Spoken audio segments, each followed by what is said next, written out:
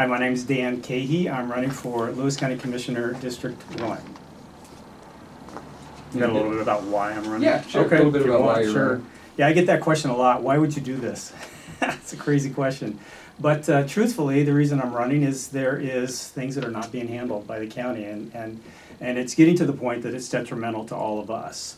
One of the biggest ones is their budget. They are spending their reserves down to the point where it's dangerously low at this point. And I brought a copy of their preliminary budget.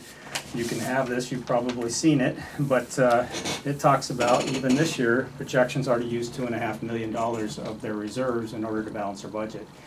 By the end of next year, they expect to be below their recommended $8.5 million reserves. Now that recommendation is a very loose number because they have no guidelines that they follow internally other than what Washington State Counties Association says these are good guidelines. What I'd like to see is actual policies that affect how they spend their budget. City of Centralia has that. They're very well done, and I think that's something that the county could learn from as well. The other one is jobs. As you know, I'm a port commissioner with the Port of Centralia, and one of the issues we had with the county is trying to create Centralia Station. We did our SEPA process, so we showed everybody here's what we plan to do. No agency had any problem with it except for Lewis County. Lewis County came at us and said, we don't like your projections for traffic. So we showed them our numbers, and they said, we don't agree with those. We said, why? And they said, because we don't.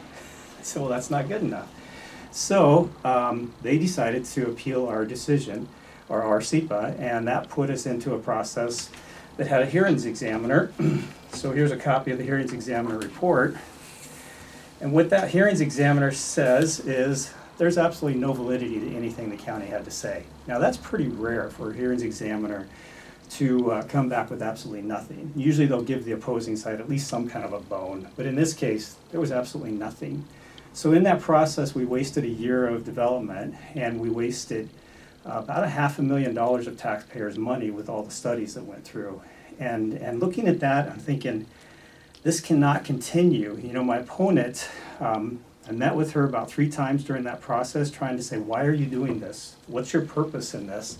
And she had no answer, and she could have stopped the process, but she chose not to. And I'm just saying, if we want jobs in this community, you need people in these positions that understand economic growth, and you need people that understand the development process and don't waste taxpayers' money on frivolous challenges to a SEPA. So looked at those 2 things, and then I also have the issue with the county in battle with just about every other organization that they deal with. So both ports, the city of Keahey, a lot of other agencies, and those just cannot continue. And the bottom line is it's the county that's in the middle of that, and it's time for new leadership. All right, thank you. We'll start with the first question, which I kind of committed myself to asking. Okay. Estimates on the cost of the county's tourism website, Discover Lewis County, have ranged from the county's claim of about $150,000 to as much as $500,000, a number that was suggested in a recent hypothetical budget scenario by the Chamber. You've publicly opposed the website. Briefly explain your opposition and describe what, if you're elected, you would do specifically to address it now that the infrastructure is in place and the money has been spent. Sure. Well, obviously you don't want to throw that away. That would be kind of a waste of taxpayer dollars. But in the end, I think it's something that should be private sector. They say that nobody else was doing this job. Well, there have been people doing this job, even the Chamber of Commerce, and they cut their budget. The county cut their budget from hotel tax. So if the county had come out and said, we're looking for proposals for a website that would do this tourism stuff for us, how many people are interested? We're willing to pay $85,000 a year. I think they would have gotten some bids, but they never did that. They just decided we can do it better ourselves. I don't think that's true. I don't think that's an essential service of government. But what they have now is worth something. So there's got to be a way to convert that into the private sector, whether you sell it, whether you allow those employees that are involved in that to go with it. But you don't want to lose what you gained, but it's not an essential source of government, and it shouldn't be paid by taxpayer dollars. I think there's opportunity with selling advertising. That's what a lot of other people do. But the other part of that is that's the only thing they can grab onto as economic development that they've been working on. Now, that kind of economic development is consistently minimum wage jobs. I was just over in Spokane and I was at their convention center, which is amazing. And I'm thinking of all the people I dealt with while I was there, the employees at the hotels, the employees inside the convention center, they're pretty much all minimum wage. That's not what we're looking for. It's great to have people want to come here, but we want people to come here and actually be able to afford to live here and buy a home and be a productive part of society. So we want visitors, but what we really need is jobs. And if that's the only thing we're doing that I can see for economic development, that's not it. That's something the private sector can do, and it should not be a form of government. Thank you. You touched on this a little bit, but I'm going to go ahead and throw it out there with a little adjustment. The county has in the past several years had tenuous relationships with Chehalis on the urban growth area, Port of Centralia, where you serve as commissioner on Centralia Station, and the Chamber and other organizations on Discover Lewis County. Do you see the county's relationship with other local governments as a problem overall? What would you do to smooth over the relationships, and what could you have done when it came to the port to ease the relationship as a commissioner?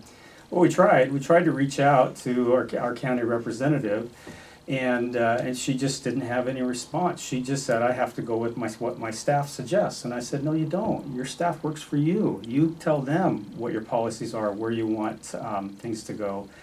And the biggest thing that I would do is I'm a relationship builder. That's what I do in my living. That's what, as a real estate agent, that's how you sell homes, is build relationships. So, but I'm also trained in that. I've spent years in negotiations, thousands of those. I've also gone through mediation training to learn how to deal with two parties that are fighting, and I'm not involved. I'm the middle person that just kind of helps them. So I've gone through all that, and I think I can use those skills to help with some of these issues going on. A big one right now, of course, is 911 call center. I've talked to both sides of that, and I think there's a happy medium, but not as long as the emotions are involved. And that's what we got to do, is take the emotions out, look at the facts, and say, what can we do here? And then, is it feasible? And once you break it down to that level, get the emotions out, you can usually find an agreement. And if you just can't, then you move on. You go on to a different route. And I know that there's proposals out there for that too. Maybe we don't have one central 911 call center. I don't think that'd be a good idea. I think we should need to try to save what we have. But with current relationships, it's not working out very well. So the biggest thing is getting to know all the players, listening to all sides, and they have to know that you're actually listening, that you're not just gathering information to take back to the other side. You're actually listening, and you're interested in their input. But through that process, all I can tell you is I've done it for 21 years, and I've been very successful at it. So I think I can take those same skills to the county. Excellent. Next question. Commissioner Bill Schulte, we all hope for a recovery for him, but he's been publicly criticized for brash tactics, including a complaint from a board clerk. Do you think the clerk's complaint is indicative of larger issues in the commissioner's office? What would you do to correct it if elected? Well, your Chronicle even approaches that today with another article about problems between the assessor and the commissioners and the Board of Equalization. And yeah, there's more problems in there for sure. And true leadership, it's, to me, I've kind of related to like the Mariners. If there's a lot of fighting in the dugout, then somebody's got to fix that. Who's it got to be? It's got to be the coach. And if the coach can't do it, then you get a new coach. If the team's losing, you get a new coach. And I think that's where we're at with the county. The current leadership has not been able to control that stuff. And I don't see how they're going to come up with a solution to it. That's where you need to bring somebody new in with new ideas and say, here's how we can come to an agreement. And I think that's going to change the environment too, just because there is somebody new in there. I think Bill Schulte gets a lot of bad press, not press in the in you guys, but just in general, because he was trying to get things done.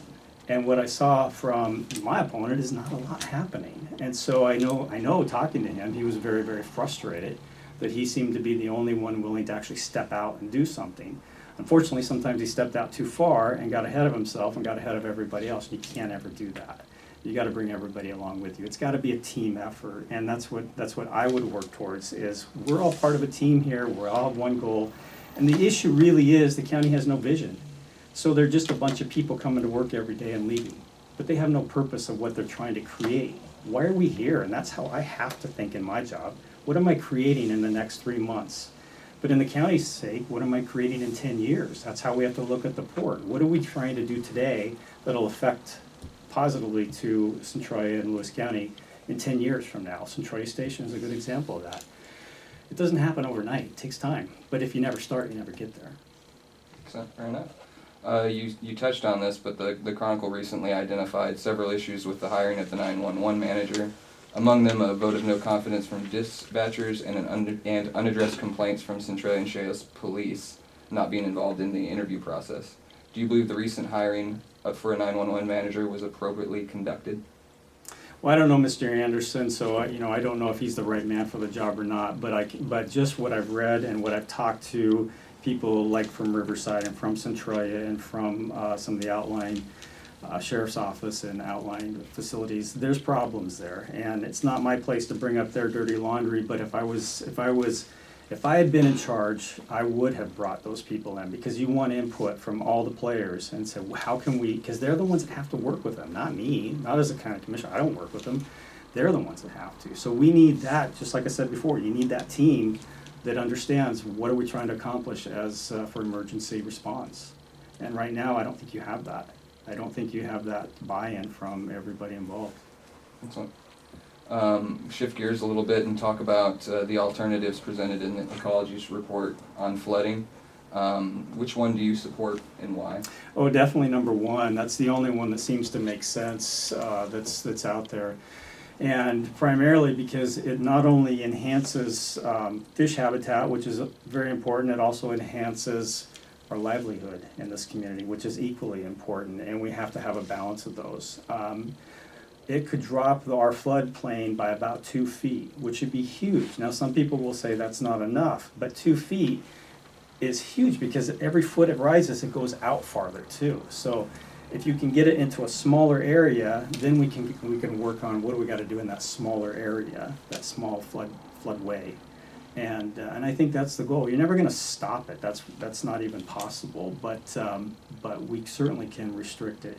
Option 4 is the one that seems to be the other one that some people like, but not locally. I don't think anybody locally likes that one. That's just ridiculous. For one thing, if you move farm people from the lowland to the upland, you're going to have to remove trees. Well, trees drink a lot of water. So if you cut down a bunch of trees in order to create farmland on a hillside, you're actually increasing the flood flow, because more water is going to go to the river instead of getting absorbed by those trees. And just the idea of buying out all those people, it's truly ridiculous, and I don't think it would ever happen. It would just it'd be a way of stalling. But I think the retention idea, and my preference would be a dam that actually can be a benefit to our community year round, and allow water to come through year round. But that decision's actually going to be made by the governor and by the governor's task force. So as a county commissioner, all we can do is say, we like this one, but the decision's not made by the county commissioners. Excellent. It was reported over the weekend, and this is just one specific case, but that a marijuana business took a $1 million investment to another county due to the continued moratorium. Did the county miss an opportunity on this and other marijuana businesses by not allowing them to open and insisting on an unattainable federal permit? I think I think I said this at one of the forums. I don't remember which one, but I think it was the Realtor one. My sister had breast cancer and ended up dying from breast cancer, and she went through incredible pain in that process. And there was another lady in my office that had a brain tumor, and she went through incredible pain through that process. The lady at my office, strong Christian lady, the only thing that helped her through that was marijuana, and they did injections. And it was kind of funny. Her husband was telling me about it, and I asked him, "How do you feel about this? How's your church feel about this?" And he said, "Dan, I got to tell you, it's the only thing that's made a difference in her life. She can actually function now." I think we've demonized marijuana to the point of not understanding its potential uses and benefits to us as a society, and I think that's wrong. I think the process they've gone through with the moratorium has been worthwhile. We certainly didn't want it to just, since it's a new thing, there's lots of new, I'm just not that way. I wouldn't buy a brand new car the first year it came out. I would wait to see what are the fixes on it. And I think we've seen that. So I think the process they've gone through has been okay for the moratorium. Should we wait for federal approval before we give out any? So once they're done with the moratorium, then they can actually issue permits, and the permits won't be valid until it's approved by the federal government. But that's what people are waiting for, is when can I get a permit for this? The federal level, there's lots of talk that could happen at any moment. We'll see. I know the current president is in favor of it. To me, it's kind of like hops. It's kind of like grapes. I am not in favor of people walking down the street smoking a joint and I have to smell their smoke, or having somebody in a car that's high in front of me or beside me and causing risks to my life and my family's life. But I think it's inevitable, it's going to come, and I think the best thing we can do is be prepared for that, and with the same thing, don't miss the opportunities too. If you're elected, what would you do during your first couple of years in office to help spark or otherwise improve economic development quickly? I love that question. Well, one of the biggest things is Centralia twice now has been in on the internet as being one of the most undesirable communities in Washington State. To me, that's an opportunity, because all you can do is go up from there. So what I'd like to do is try to be the best before too long, and I think we can get there. It's a lot of publicity, it's a lot of actually doing things that make it beneficial. County commissioners don't have anything to do with school systems, but where can we encourage school systems where people want to bring their families here and raise them here and have them taught by our teachers? We have excellent teachers, but we have poor ratings on our school system. So whatever we can do to encourage that to be better. I deal with that as a real estate agent. People say, I want to be in a particular school district, I even want to be in Tumwater because they like it better. We got to change that perception, and the only way is to have some wins. So locally, I would try to talk to each community and say, what's one thing that you need the county's help with that we can accomplish this one year? And it can't be a lot of money because we don't have a lot of money, but what's something we can start putting out there on the internet, into the newspaper, to say we've got to win and keep building on that. It's got to start small. We don't have anything big. But there's opportunity, and as I've talked to communities, they've all come up with something little that they think would help. So how can we refine that down to a list and say, these are the things we plan to accomplish in 2017? The first thing, of course, is building relationships, so that'll take time. So my goal is to work with every department in the county, along with some of their staff, as you go down the list. Like, I want to work with the street department for a day and talk with those guys and see what they need and get a feel for what they see in a day. But without those relationships, you're out there on your own trying to create something that doesn't work. I'll tell you, this is the last listed question we have, and then you'll have an opportunity for a closing remark. Okay. Does your opponent have a specific weakness that makes you a better candidate for the position? I've thought a lot about that one because I look at her, I even brought it, I look at her information, and she calls herself Everywhere Edna. And I think, what does that mean? What it means is you're not ever in your office. You're not doing your job. If all you can say to people is, I will be at your social event, then you're not doing your job. And I promise to be in my office doing my job. And then if I have time after I'm done with my job, I will come to as many events as possible. She calls herself Eager Edna, and she says that she's mitigating flooding. Well, that's not really true. She's at a lot of meetings, but all we can do is show support. She says jobs, jobs, jobs through the industrial park at TransAlta. She's had nothing to do with TransAlta. She doesn't, in fact, she'd never been there until about 3 weeks ago, after I talked about what actually we have at TransAlta. One place that she's never ever been is a Port of Centralia meeting, and that's the biggest job producer in the city of Centralia. We have 950 people working out there, and we bring in $2.5 million of tax base. But she's never been at one of our meetings. Instead, she's at social events. I wouldn't do that. I would be involved in those that are actually getting things done. She talks about the Packwood Public Development Authority, which is an empty building right now, and nobody's marketing it. And I think you need to get somebody out there that actually can market that. She talks about the Winlock Benaroya property. In your own articles, you talked about the issues with Benaroya being upset and leaving the area. Well, now she's, in the last 3-4 months, she's gone back to them and said, what can I do to get you back? Well, that's not how you negotiate with Benaroya. I think Ben Arroyo should be here, but we shouldn't have lost him in the first place. That was inappropriate. Efficient Edna, she talks about balancing a $100 million budget.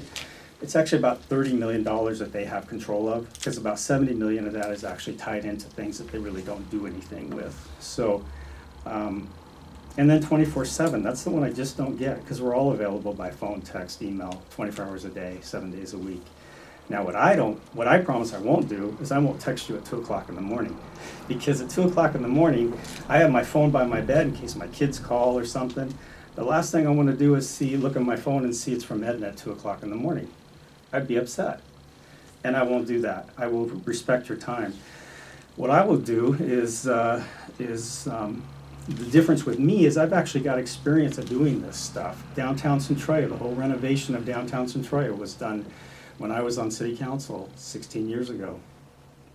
And it takes time for this stuff to happen. And one of the concerns I've had from smaller communities is we don't want to lose what we have. Well, it won't happen overnight. It'll happen over a decade or two. But if you never start, you never get there. So I plan on getting things started so that when I'm done, somebody else can come along and pick up on it and create the future that I think this community has. But if we never start, like I said, we never get there. Just like with their budget. If they have no plan to stop spending reserves, then how are we ever going to rebuild it? And there's no plan to stop spending reserves right now. So I have my experiences on here from being chairman of the board of Chamber of Commerce, being a city councilman with Centralia, being on the Lewis County Economic Development Committee, being on the Riverside Fire Authority Advisory Board. I was actually chairman of the board for Centralia Christian School when it went from being in one building to had to go to 4 churches in order to get out of the building we were kicked out of, and then the building they're in now. I was the chairman of the board during that whole process. All I can tell you is I've done it, and I think I can take those skills and those experiences, those life experiences, to the county, and I think we can make a difference here. But I don't think it's going to happen at Sheeplands. Excellent. So at this point, you've got a few minutes left to address any issue we didn't bring up, or closing remark of some sort. Well, one of the things they tell you when you decide to run for office is mention how much you love your community, and then say jobs, jobs, jobs a lot. And my opponent's done that. And I can tell you that is true for me as well. I love this here. That's why we live here.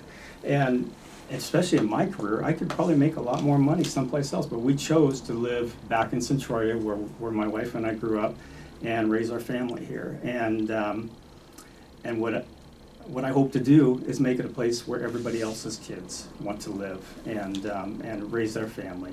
My kids are pretty much moved on, but I'd love to create jobs here that they could come back to. There's not those jobs in their skill levels right now. I just think 20 years down the road, what are we going to be 20 years from now? And all I hear is about how our past, and we have to start having visionary thinking about what's our future. And that's how I think, that's how I have to think in my job. I also am very cautious in budgets. In my job, I only make money if I actually do something. And I don't get a budget to spend. I expect to make a certain amount of money, and I have to spend as little as possible because the difference is my income. And that's how I would look at everything from the county side too. What's our income in between here? And then what's our return on investment? Especially with things like Discover Lewis County, there is no return on investment so far. They'll say that they've got a lot of hits on their Facebook page, but Facebook page hits don't mean anything when it comes to dollars and cents. In real estate, we put stuff on the internet all the time. I get a lot of hits on it, but I don't get a single phone call on it. So that's not how you measure success. There's got to be a dollar amount that you can say, this has benefited us, and we can't do that right now. They're trying to take credit for more stays in hotels, but at the same time, we have the sports complex that is filling our hotels like crazy. So I would just try to be transparent with people about where we are and where we need to be. But the big thing is you got to get everybody's buy-in. So that's just being very transparent with not only all your staff, but the community at large. So I look forward to the opportunity, and I hope people vote for me for Lewis County Commissioner, District 1. Thank you.